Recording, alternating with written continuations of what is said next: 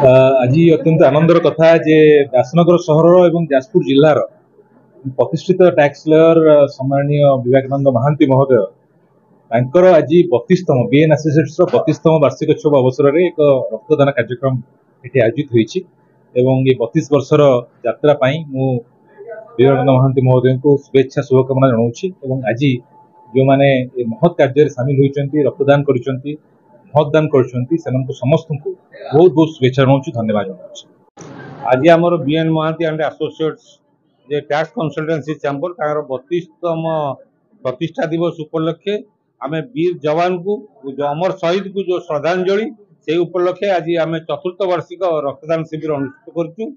आम समस्त साहाय्य सहयोग विभिन्न संगठन एवं वकिल माने विशेष करी एवं आमर बीएन महांती एसोसिएट्स आम ओडिशा संवाद जो आम ओडिशा तार सहयोग आम आज अनुष्ठित करुचु।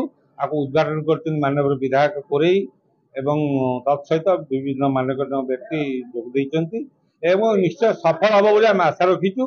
चतुर्थ वर्ष आम पहुंचीचु 3 वर्ष है भल होता रक्तदान करते एथर भल हम बोली आम आशा रखी आम आशा रखीचु। देखो ग्रीष्म प्रबल ग्रीष्म जदि 10टी यूनिट आसला बहुत किसी आमको डाक्तर मैंने ब्लड बैंक एवं आम ओडिशा जो रक्तदान महतदान जो करिसेंती जो नाराटी रक्तदाता जीवनदाता ताकू आम प्रेरणा नहीं आम करूँ।